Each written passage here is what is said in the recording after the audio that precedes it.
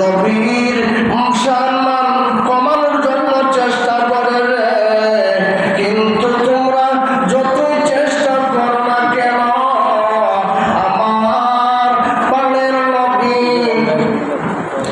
জিন্দা নবীকে কখনো তোমরা সম্মান কাট করতে পারবে না।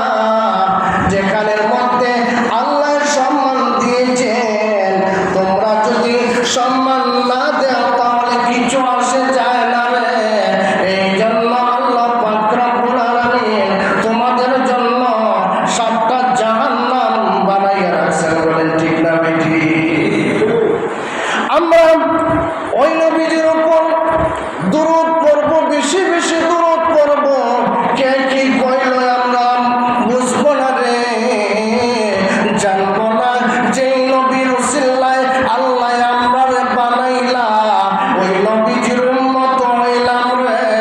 ওই নবীজির উপর বেশি বেশি আমরা দুরূদ পড়ব।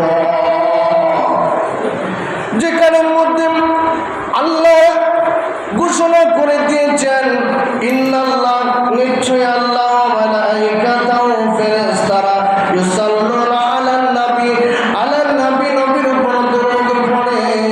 ইয়া আইয়ুহাল্লাযিনা আমানু হে ঈমানদারগণ সাল্লু আলাইহি ওয়া সাল্লিমু তাসলিমা তোমরা দরুদ পড়ো এবং সালাম দাও।